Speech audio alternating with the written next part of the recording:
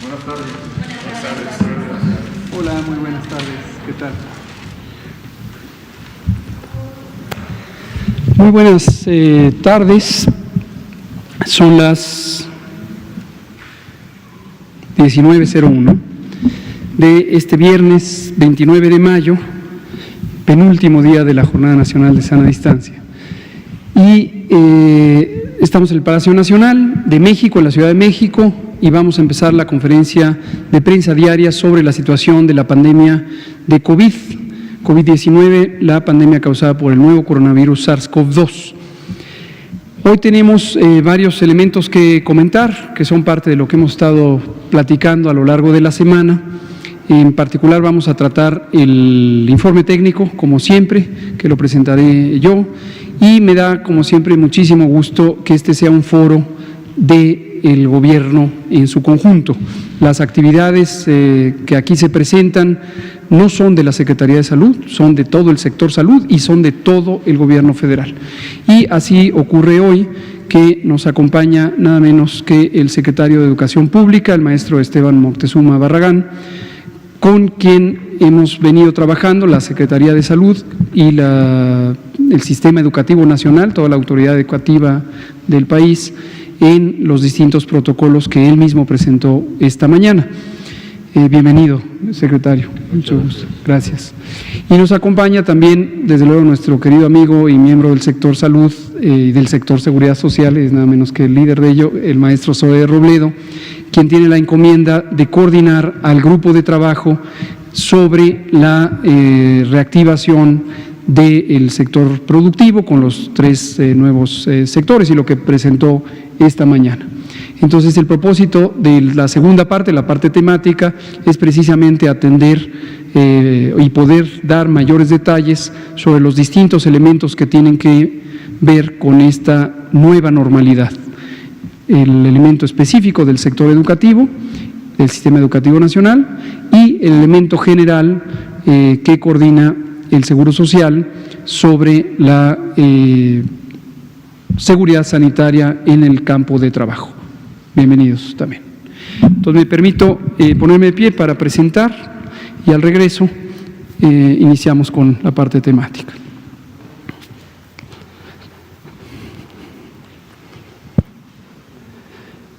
Día 68 de la Jornada Nacional de Sana Distancia. Nos queda formalmente un día más, sábado 30 de mayo, y deseablemente aprovechar el domingo 31 de mayo, aunque ya no está formalmente la jornada, pero un domingo, un día de descanso, quedémonos en casa, no hay necesidad de salir ese día. Y el lunes primero, inicia el proceso de la nueva normalidad, que como decíamos esta mañana, inicia con todo el país en color rojo del semáforo, excepto Zacatecas, que está en color naranja, y esto quiere decir las 32 entidades federativas están en una situación de alto riesgo, en el caso naranja, o de máximo riesgo en el color rojo. Y las restricciones correspondientes están publicadas en el Diario Oficial, en el acuerdo del secretario de Salud del 15 de mayo, que especifica cuáles son las actividades que pueden ocurrir cuando el semáforo está en rojo, que básicamente son las esenciales y que se incorporan las tres nuevas esenciales: construcción, la industria automotriz y la minería. La siguiente, por favor. La situación mundial: 5.701.337 personas han tenido COVID y este ha sido confirmado y notificado desde que inició la pandemia. De ellas, 1.362.510, que representa el 24%, lo han tenido en los últimos 14 días y por lo tanto son la parte activa de la transmisión de esta epidemia.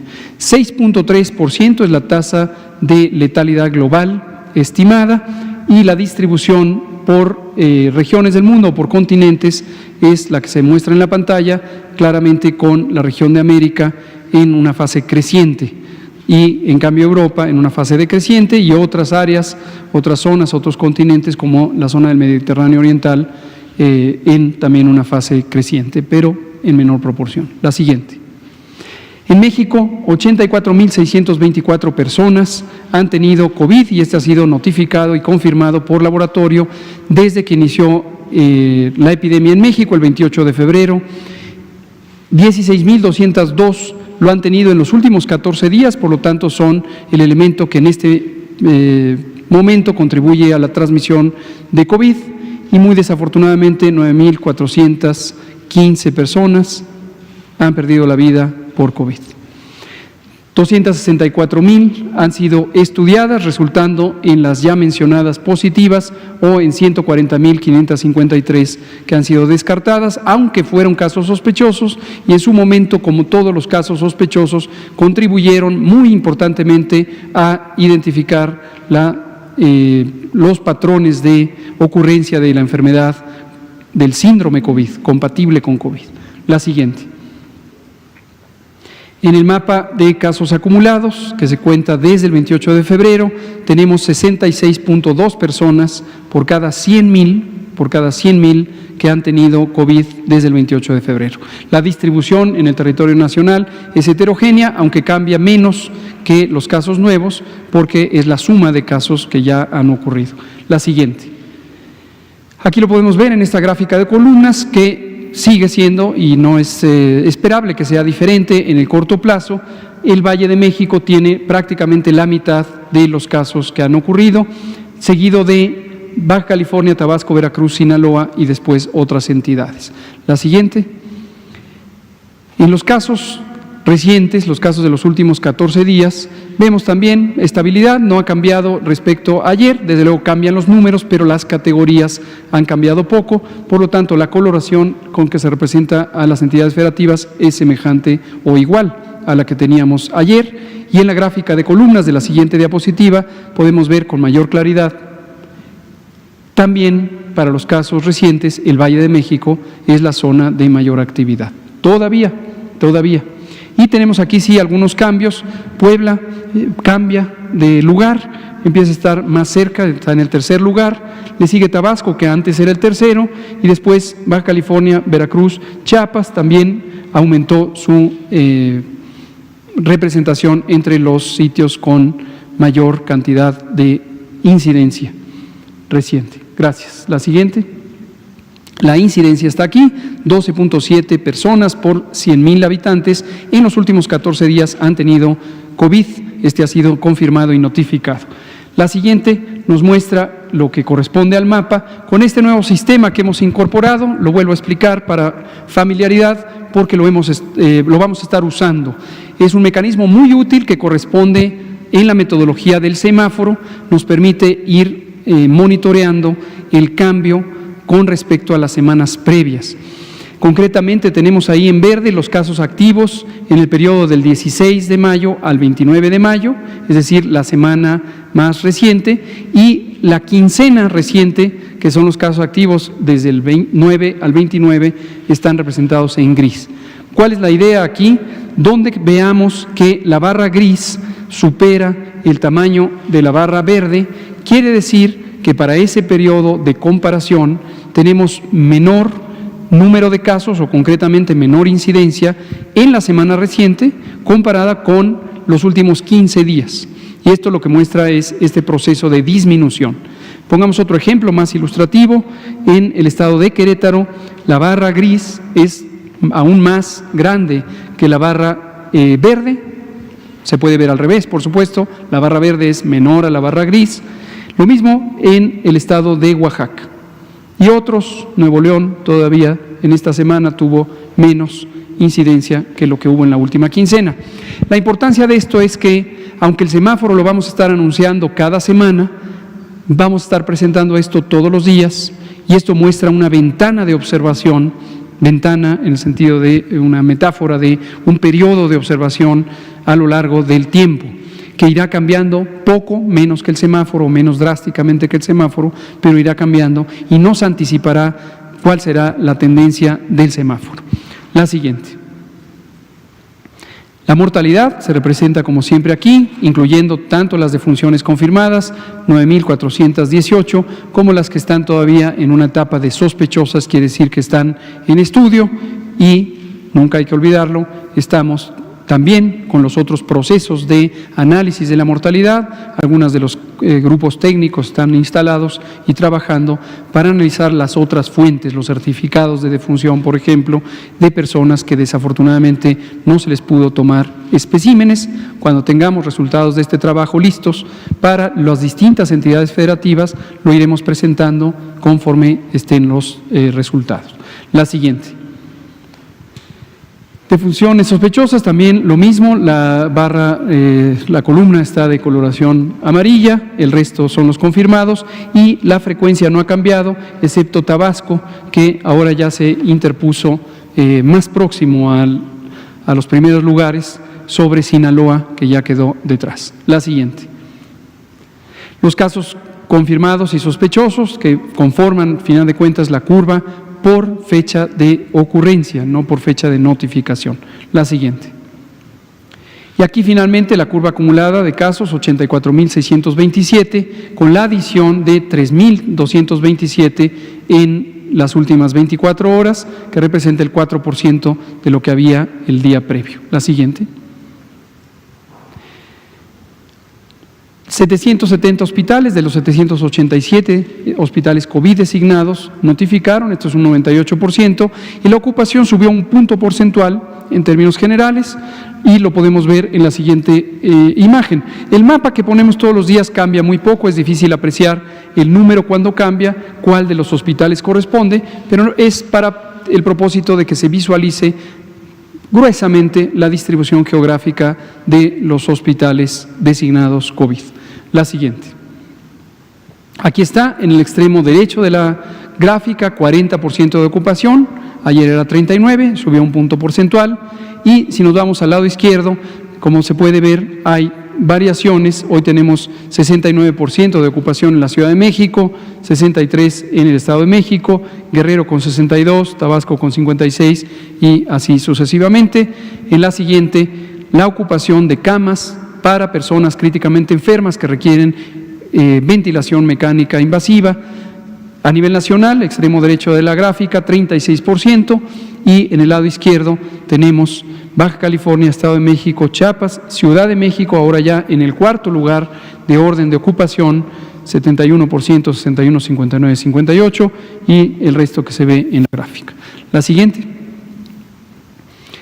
El número de hospitales COVID, que lo vamos informando de acuerdo a los posibles cambios, no necesariamente tiene que haber cambio, pero ahí tenemos la adición de 6 hospitales COVID, y esto es importante, recordar que siempre estamos anticipándonos a la sobreocupación.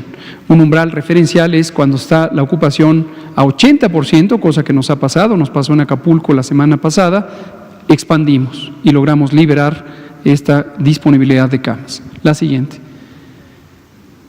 Y esto que presentamos todas las semanas es el informe de muestras procesadas. Esto es de interés público, cuántas muestras se procesan en México, son las que tenemos disponibles en este momento, 280.575, se muestran en la casilla azul en el lado derecho de la diapositiva, y aquí están las que se procesan. Estas son 225.180 que se realizan en los distintos laboratorios designados, los de salud pública y los accesorios o auxiliares de la vigilancia epidemiológica, y también las que y que incluye los hospitales y se reportan en el sistema de vigilancia de enfermedad respiratoria, y las totales que realizan la Red Nacional de Laboratorios de Salud Pública. Quiero hacer notar, esto creo que ya era obvio para la mayoría de ustedes, que a lo largo de la epidemia se van haciendo más y más y más y más pruebas, para recordarles que no hay un límite. No hay un límite preespecificado, no hay una cuota diaria, no hay una cuota mensual, no hay una cuota por estado. Conforme haya casos sospechosos, se deben hacer pruebas. No debe haber restricción alguna y jamás debe haber una disposición de que se prohíba hacer pruebas. Cuando haya un caso sospechoso de COVID, de acuerdo con el lineamiento de vigilancia epidemiológica, si es un caso leve, se deben realizar pruebas al 10% en las unidades monitoras de enfermedad respiratoria. Si es un caso grave, al 100% se le deben hacer pruebas de laboratorio, tomarles la muestra correspondiente. Si desafortunadamente es un caso fatal al que no se le pudo tomar la muestra, se puede tomar post-mortem para ayudar al proceso de identificación de las causas de muerte por COVID. La siguiente y última. Esto es para mostrar la positividad. Es importante tenerla en mente porque la positividad es el cuarto criterio del semáforo. El semáforo tiene, esto ya lo hemos presentado como uno de los indicadores, el porcentaje de positividad. ¿Esto qué quiere decir? De cada 100 personas que se les toman muestras, se procesan en el laboratorio, ¿cuántas resultan positivas? Y hemos tenido cierta estabilidad a lo largo de la fase 3, que justamente empezó aproximadamente aquí, con alrededor de 41-42%, en algún caso hasta 43%. Si lo viéramos por entidad federativa, que lo graficamos todos los días y lo analizamos, vemos algunas entidades federativas que ya empezaron a reducir y están alrededor de 30-25%, y eso es un excelente indicador de que está en reducción la epidemia, correlaciona muy bien con los otros indicadores de la curva epidémica. Y para el semáforo, un elemento que quisiera también compartirles, ¿por qué está todo en rojo? Porque el semáforo está diseñado ex profeso, los criterios del semáforo, para tener la máxima seguridad sanitaria en el primer momento del desconfinamiento. ¿Qué quiere decir esto? No queremos tener criterios suaves en este momento, porque todas y todos, supongo, toda la sociedad tiene como prioridad 1 evitar los rebrotes. Y esta mañana lo comentamos nuevamente, si tenemos criterios bajos, laxos, suaves, permisivos, entonces tendríamos un desconfinamiento demasiado acelerado. En este momento, si de los 4 indicadores del semáforo, uno es rojo, todo el semáforo es rojo, para cada estado. Entonces no debe sorprender eso. Un estado puede tener, por ejemplo, un verde en primer criterio, un amarillo en el segundo criterio, otro amarillo en el segundo criterio, pero el cuarto criterio es rojo, se toma el rojo. Esto es deliberado, es a propósito, porque no podemos arriesgarnos en la primera etapa de desconfinamiento a que seamos permisivos. Lo iremos, desde luego, adaptando de acuerdo a la velocidad de cambio, a los indicadores, y en la medida que garanticemos que no haya repunte o rebrote, entonces puede ser que se tomen criterios menos intensos, pero es imprescindible. Por diseño se hizo así, así lo comentamos con los gobernadores la semana pasada, el martes que tuvimos la sesión de CONAGO, todo el mundo está enterado de que así es el criterio del semáforo. Creo que es la última. Bueno, aquí está también el porcentaje de positividad para los distintos laboratorios. Vean ustedes cómo hay un componente importante de la cantidad de pruebas positivas en el sector privado, pero con un porcentaje de positividad menor que lo que se hace en el sector público. ¿Cuál es la razón? Que en el sector público las pruebas se hacen con un criterio de vigilancia epidemiológica. En el sector privado hay un conjunto grande de laboratorios privados que en su momento mostraron por comparación que satisfacían los criterios del INDRE, técnicos, es decir, la competencia técnica, y se dijo, por supuesto, bienvenido, hagan las pruebas que quieran, y las han estado haciendo. Y en los privados es más frecuente que la razón de hacerse la prueba sea una inquietud personal. El que quiera hacerlo en un laboratorio privado, lo pague, sea posible que lo haga. En el sector público, las pruebas se hacen para la vigilancia epidemiológica, como lo hemos dicho desde el inicio. Y hay laboratorios académicos también. Creo que es la última. Aquí. Muchas gracias.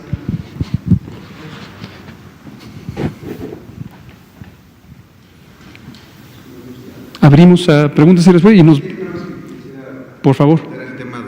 Por favor. Más detalle. Muchas gracias.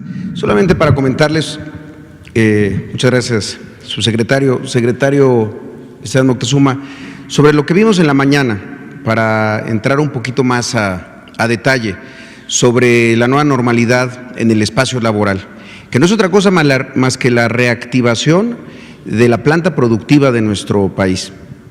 ¿Cuál ha sido la tarea, la misión del gobierno federal durante toda esta pandemia? Salvar vidas. Esto es lo que hacen las instituciones como el Seguro Social, la Secretaría de Salud, el ISSSTE, a la hora de reconvertir camas de hospital, preparar equipos para atender a todas las mexicanas y mexicanos que se hayan contagiado. Pero también salvar vidas tuvo que ver justo con todas estas medidas de sana distancia, de la Jornada Nacional de Sana Distancia. Pero también llega un momento en el que el objetivo de tener este balance entre la salud de las personas vinculada con una nueva enfermedad como es el coronavirus, la COVID-19, frente al bienestar general de las personas que empiezan a perder medios de subsistencia y que la salud también se puede ver afectada en un sentido más amplio. A partir de eso es que se ha establecido que la sana distancia ahora debe de estar acompañada de un sano retorno, el camino hacia la nueva normalidad. Y lo que hemos establecido es que tiene que tener 3 principios, que tiene que ser seguro, es decir, que el retorno a los espacios de trabajo no pueden significar que un contagio se convierta en un brote en un centro de trabajo. Contagios van a seguir habiendo, va a haber contagios, pero que el contagio no se convierta en un riesgo para el resto de los trabajadores en un espacio laboral o para los propios clientes o los proveedores o con cualquier persona que se tiene interacción, de eso se trata este retorno seguro. La segunda parte es que tiene que ser saludable. Saludable tiene que ver con todo aquello que contribuya al bienestar, el bienestar y la salud física, mental, pero también social. Y por eso es tan importante la parte económica. Y lo otro es que tiene que ser solidario. Todos y cada uno de nosotros tendrá que poner de su parte, patrones y empleados, gobierno en todos sus niveles. Esta es tarea de toda la sociedad, de todo el país, de toda la nación. En ese sentido, como lo saben, a partir del 1 de junio entran 3 actividades económicas esenciales nuevas: la minería, la construcción y la fabricación de equipos de transporte. Esto incluye automotriz, camiones, industria aeroespacial, autopartes. Es una industria de las más grandes de nuestro país, de las que generan más actividad económica, y lo mismo la construcción y lo mismo, desde luego, la minería.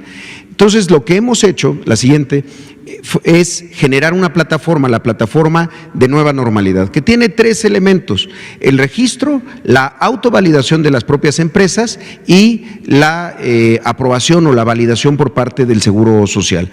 Es una plataforma muy sencilla y ahorita les quiero explicar por qué hemos insistido tanto en esta plataforma, aunque haya servido solamente durante 2 semanas para 3 sectores de la economía. Entran las empresas aquí, la siguiente, se registran aquí. Esta es una prueba que estamos haciendo aquí en vivo para que puedan ver cómo es, porque nos lo han preguntado mucho. Una persona ingresa a su registro patronal, cuál es la razón social, el sector en el que se encuentra, si es un patrón primario o es un proveedor, va llenando los datos, el nombre de la persona,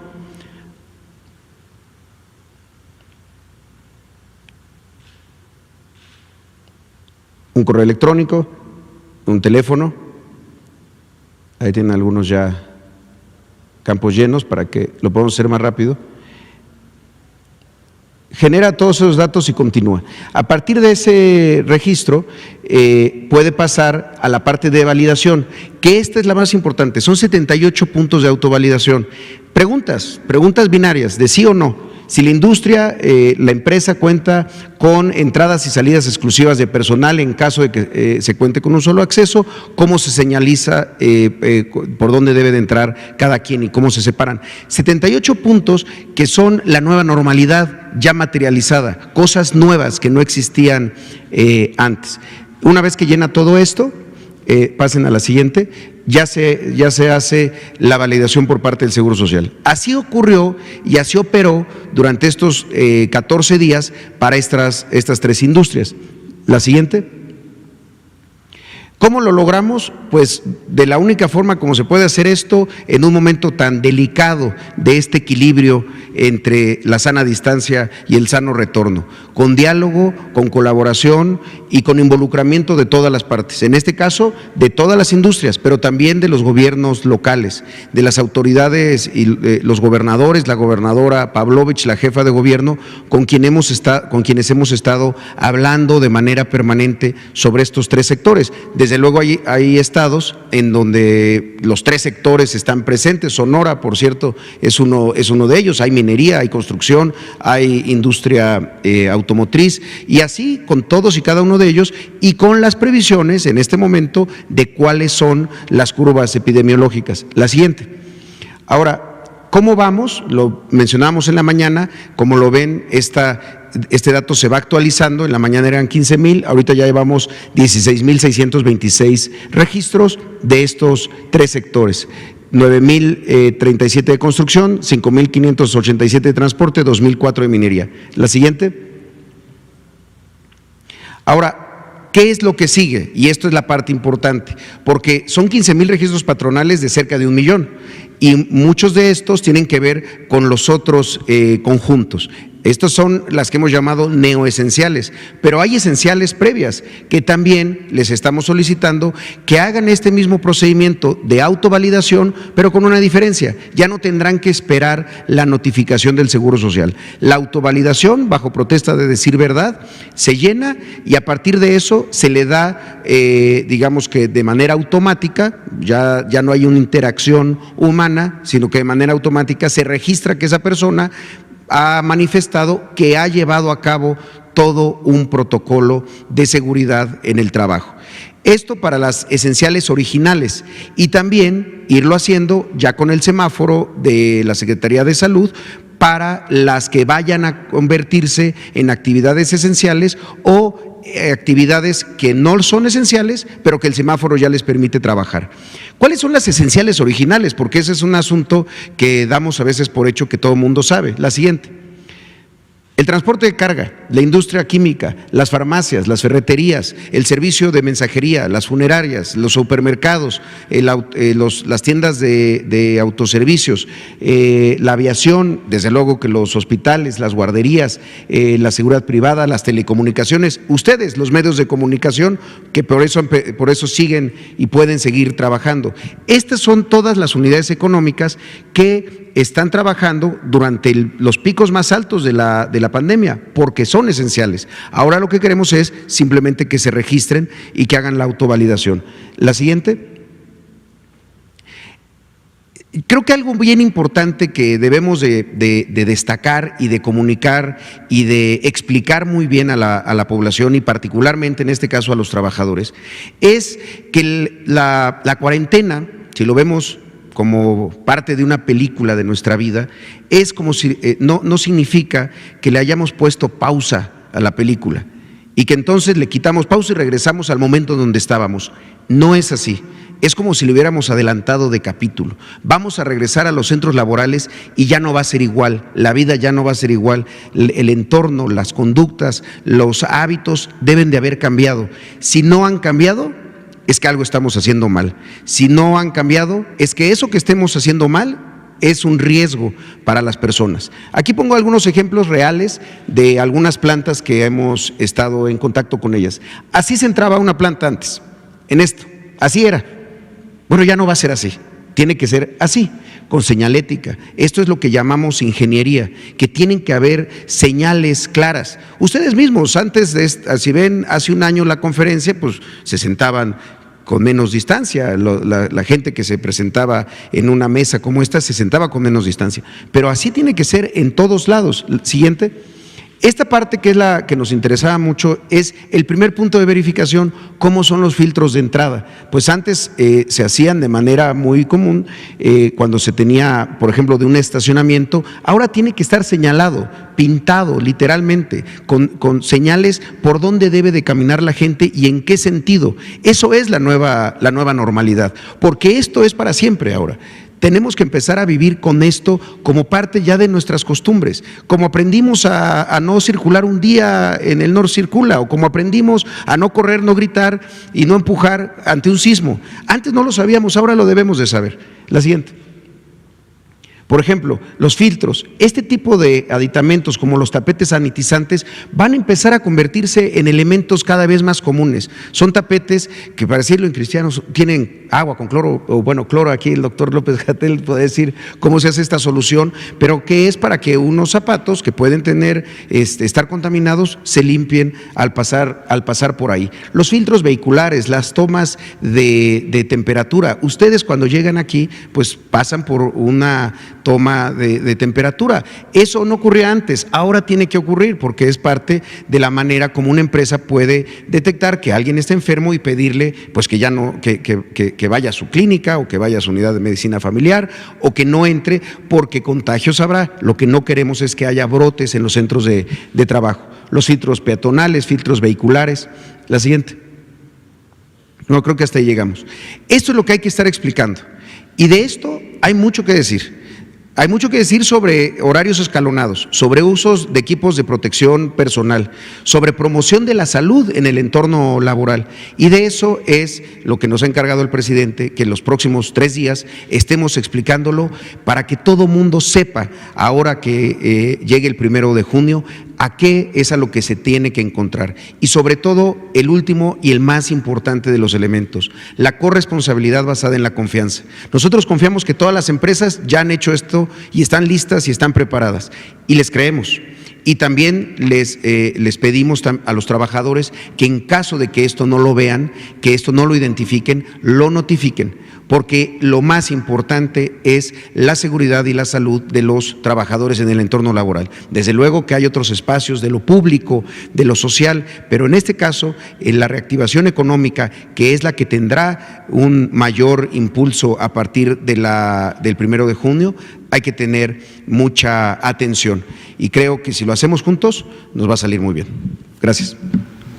Muchas gracias, maestro Zoe Robledo. Le pido al secretario de Educación Pública si nos comenta. Si lo pueden poner un poquito más amplificado. Esta mañana presentamos el plan general de los lineamientos para el regreso a clases en la nueva normalidad.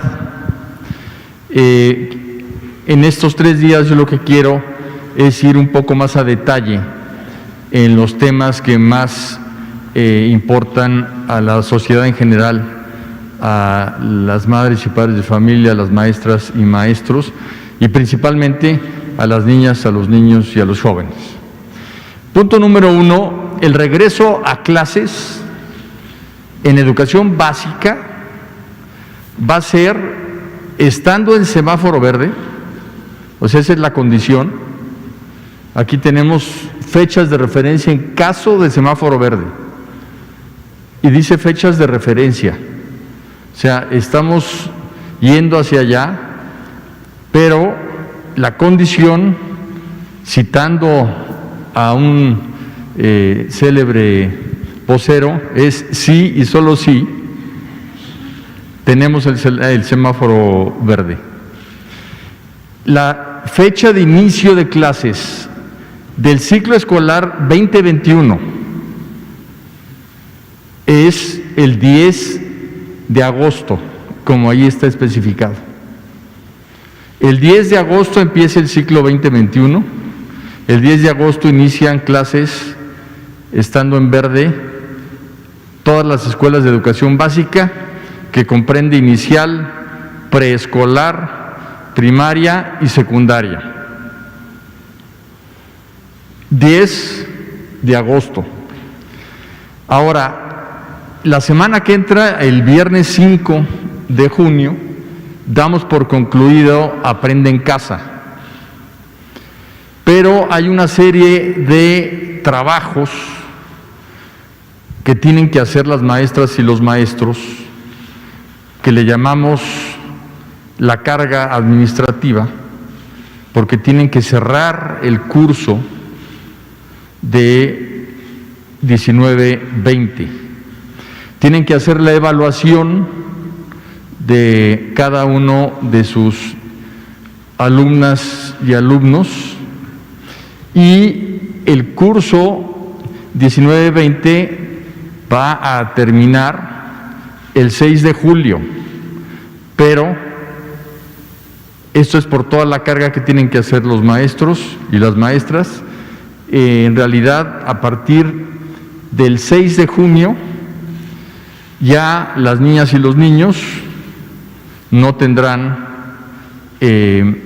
ningún contenido que vaya a ser después evaluado o ninguna pregunta dentro de lo que se exhibe en televisión o internet, y la propia relación de las maestras y los maestros con las niñas y los niños va a variar, porque ya no va a ser de aprendizaje, sino en todo caso serían temas más orientados hacia la valoración de su trabajo.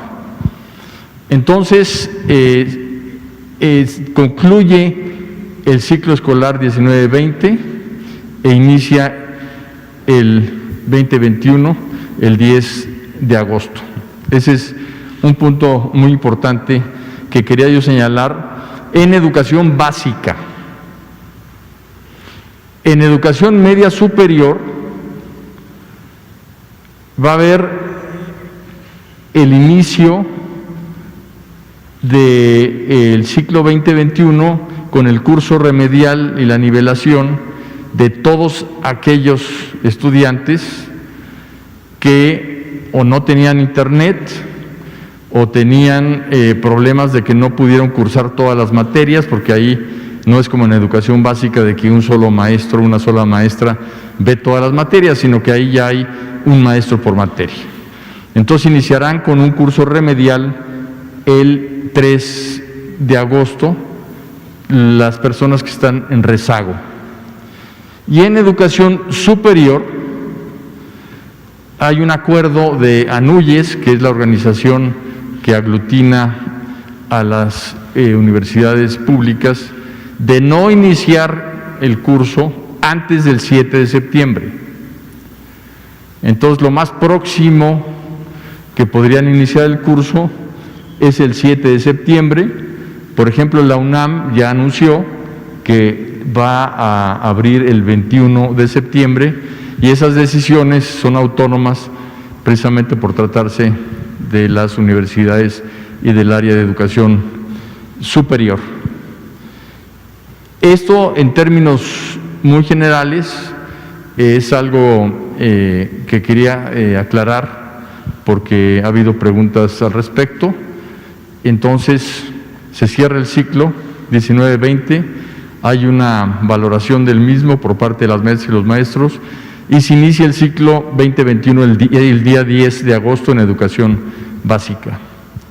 Como ha tenido tanta demanda Aprende en Casa, hemos decidido crear el canal de televisión de la SEP, en donde vamos a tener contenidos educativos que complementen para todos los niños y niñas que quieran ver algún tema adicional, que complementen la educación que tienen en la escuela. Y durante el verano, ahí ven ustedes que Aprende en Casa termina el 5, van a continuar contenidos formativos, divertidos, lúdicos, todo el tiempo hasta llegar al curso remedial de inicio del ciclo. Muchas gracias. Muchas gracias, secretario. Vamos a dar la palabra, Bianca Aguirre, Notimex, usted, Saturnino, usted, le vamos a dar la palabra a usted, por favor, y acá de este lado también. Ahí vamos. Muchas gracias. Buenas noches a todos. Bianca Aguirre de Notimex TV. Preguntarle, secretario, subsecretario, si el COVID-19 se transmite por la vía lactante, ya que hay un caso en San Luis Potosí acerca de un recién nacido que pues su mamá no era portadora, no es portadora del COVID-19 y sin embargo pues el niño nació con COVID. Eso por una parte, secretario de Educación, buenas noches. Preguntarle acerca de si se tiene contemplado, hay a nivel nacional 20% de escuelas que no cuentan con agua. Es muy importante, obviamente, para la higiene en esta pandemia. El 32% de las escuelas tienen agua solamente un par de días y el 23% la almacena en tinacos, en tambos. Y bueno, pues, ¿qué va a pasar con esto? Si lo han tomado en cuenta. También saber sobre las fechas del Comipems, de este examen, cuándo van a ser y si se harán en las mismas sedes de aplicación que ya se tenían contempladas. Y finalmente, maestro Zoé, buenas noches. Usted comentaba acerca de los tapetes sanitizantes. ¿Es recomendable los arcos sanitizantes? Ya lo decía el doctor Hugo López-Gatell en alguna ocasión, pero hay empresas que están en este regreso a la nueva normalidad pensando si adquirirlos o no. Gracias. Muchas gracias. Si quieren, secretario. Bien, el tema del agua es un tema sumamente importante. De hecho, nosotros heredamos ese estado de cosas en las escuelas públicas y el señor presidente ya desde hace pues cerca de un año creó el programa La Escuela es Nuestra. Este es un programa en el cual se le están transfiriendo recursos a las escuelas para que puedan mejorar su infraestructura, mejorar su equipamiento, mantener la propia escuela y ya llevamos un avance de 28,000 escuelas que han recibido su recurso. La meta próxima, en las próximas semanas llegaremos a 47,000 escuelas y coincide mucho las escuelas que no tienen agua con estas escuelas porque se le dio prioridad a las zonas de alta marginación y de muy alta marginación y las zonas indígenas. Entonces, buena parte de las escuelas que no tenían agua, con este recurso van a poder pues introducir agua potable o van a poder levantar los baños que son tan importantes.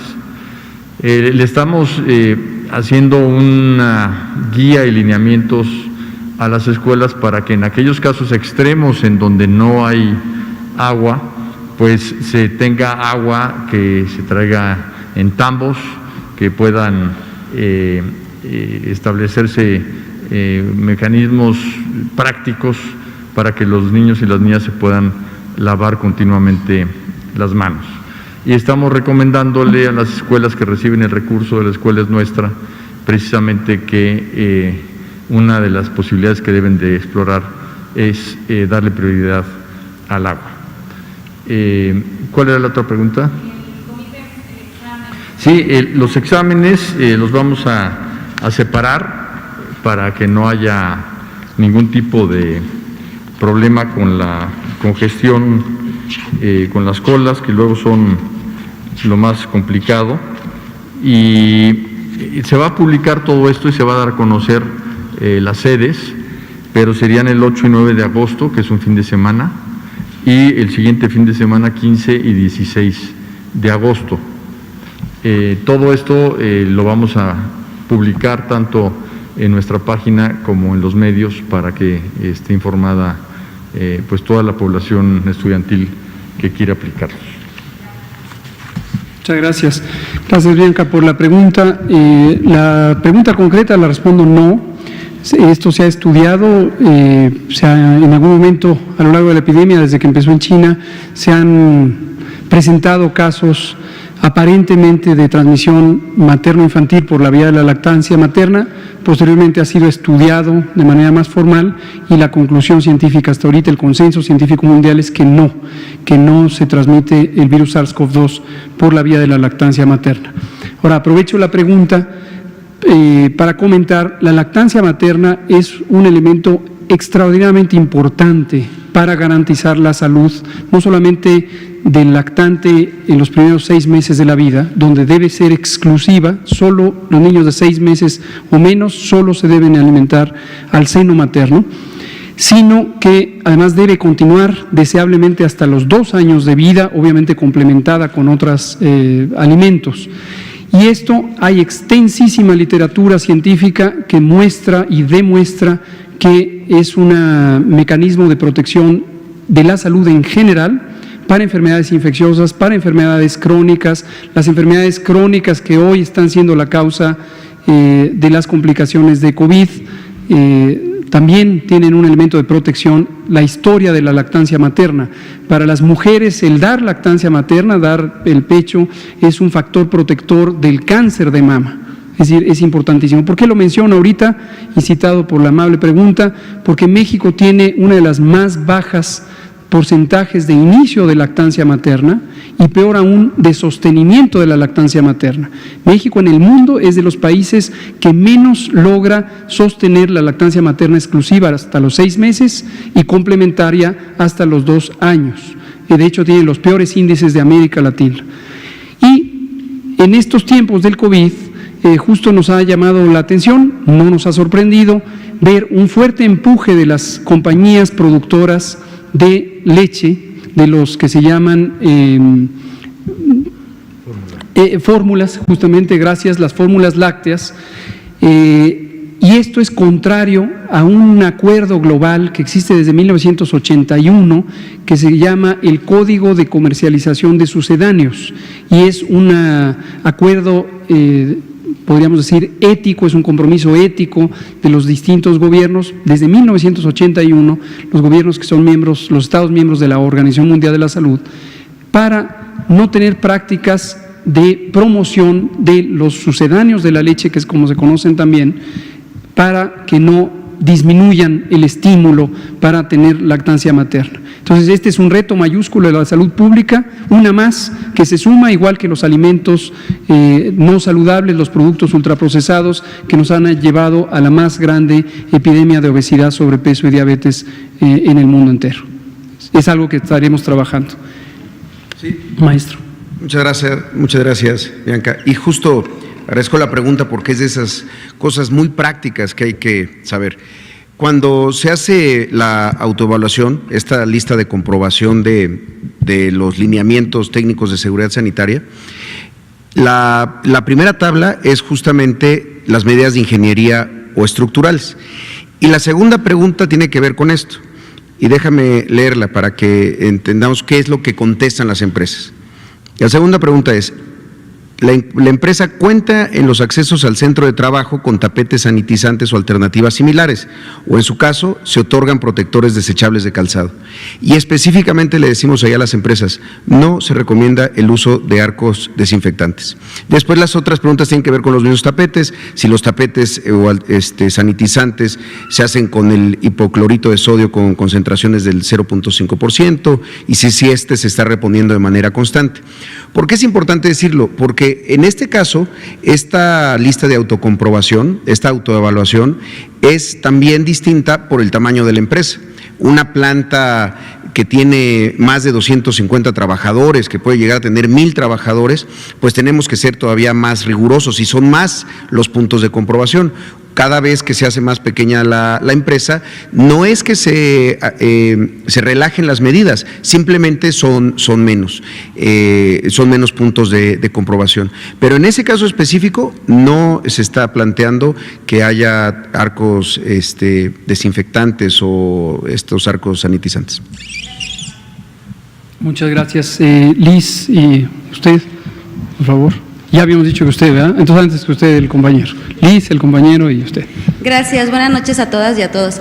Doctor Hugo López-Gatell, hace un par de días en Diario Basta sacamos un reportaje acerca de las personas que tienen artritis. Llevan ya 2 meses sin recibir sus terapias, vacunas, medicamentos. Este tipo de personas que tienen esta enfermedad, pues está viendo mermada pues ya su salud. ¿Qué va a pasar con ellos? Pues obviamente están preocupados. Ese es por un lado para usted, y para otra para el maestro Zoe Robledo.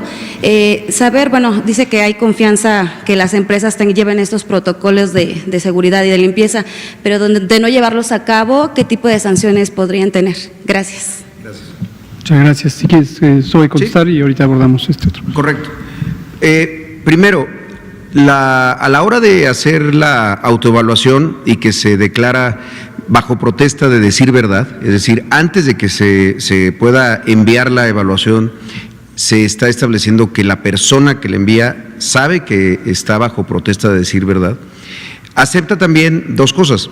Por un lado, que haya acompañamiento, asesoría por parte del Seguro Social. También que puede haber por parte de otras autoridades, y lo hemos hablado con muchos gobiernos estatales, y que las propias cámaras han estado poniendo a disposición del seguro la posibilidad de ellos también contribuir en estas inspecciones.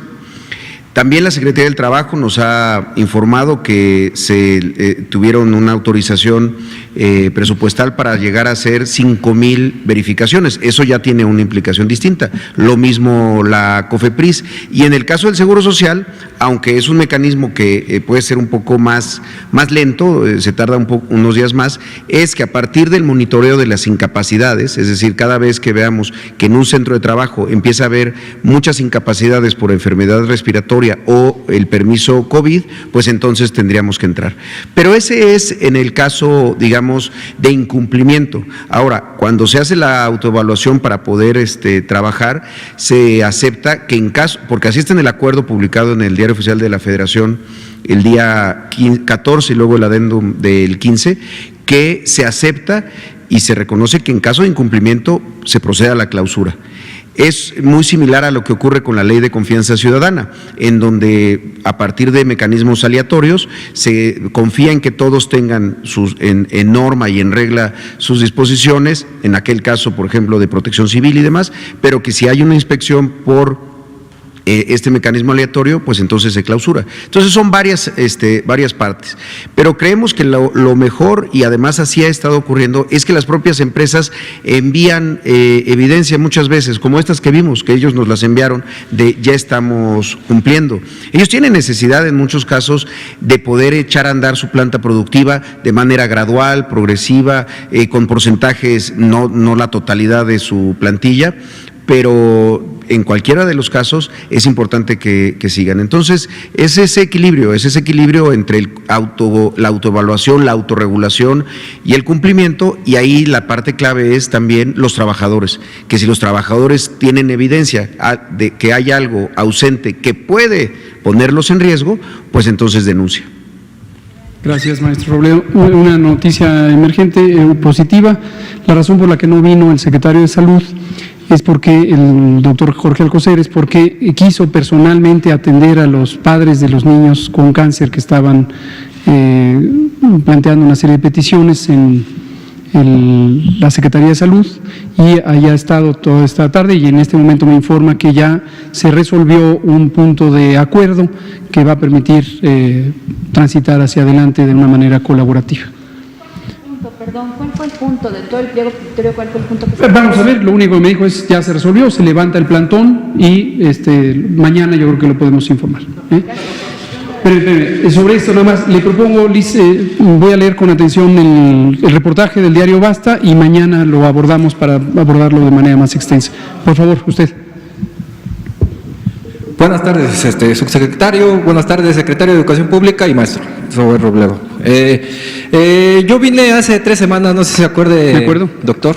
Le vine a plantear lo del regreso a clases y pues obviamente relacionaba un video de allá de China, y obviamente como existe la buena relación con el pueblo chino, yo le quería mostrar este video al secretario de Educación Pública.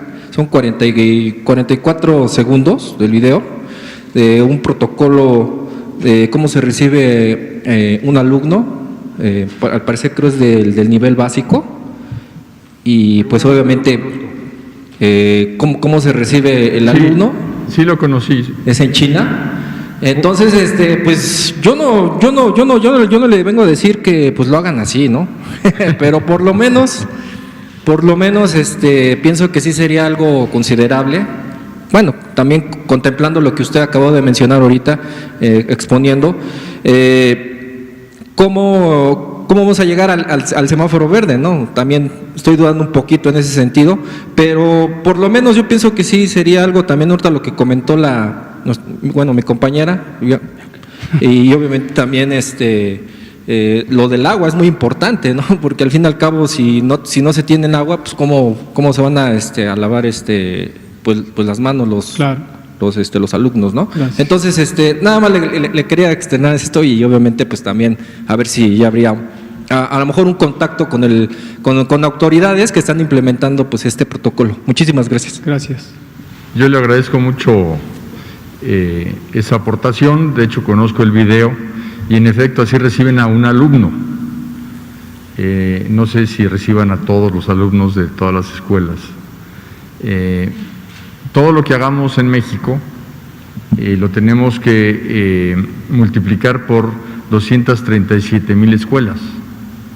Entonces es muy importante hacer cosas que van en estricto sentido de la protección de la salud de las niñas y los niños, de las maestras y los maestros, pero muchas otras cosas en realidad no son necesarias.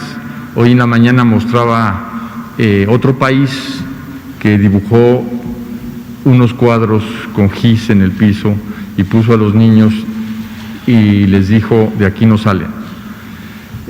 Nuestra postura sobre el regreso a clases, en primer lugar, y esto lo tengo que subrayar cuantas veces sea necesario, es cuando el semáforo esté en verde.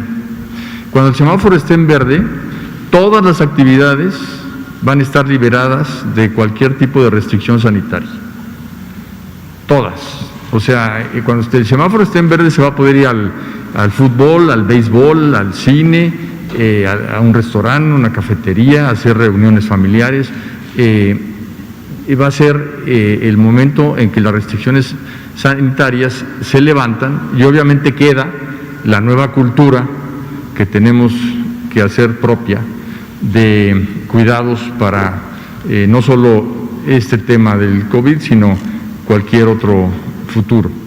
Entonces, en las escuelas, por eso estamos haciendo hincapié en el agua y el jabón.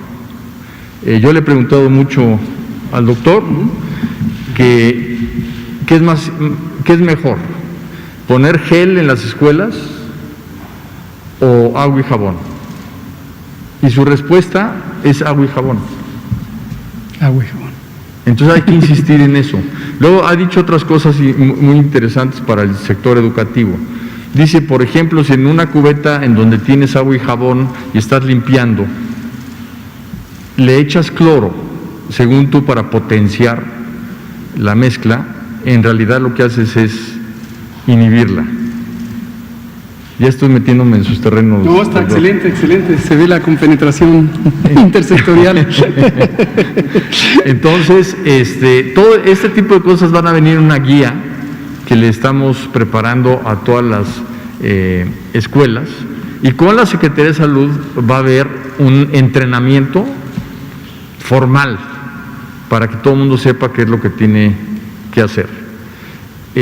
No vamos a hacer cosas sofisticadas, vamos a hacer cosas efectivas, pero que sean realizables, porque muchas veces por tratar de hacer muchas cosas sofisticadas no se llega a la esencia, y la esencia es la salud de las niñas, los niños y los maestros y maestras. ¿También el docente estaría capacitado, secretario?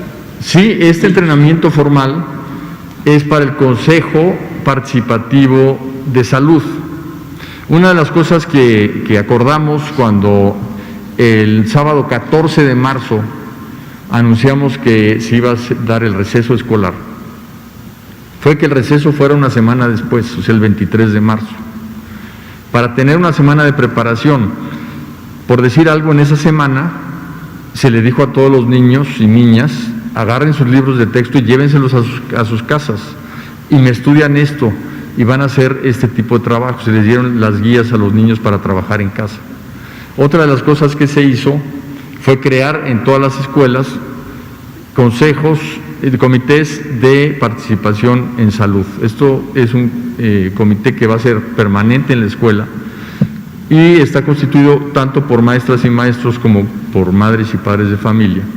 Y las escuelas que por alguna razón no lo hicieron, lo van a hacer ahora al regresar, para tomar en sus manos todo el tema de la sanidad.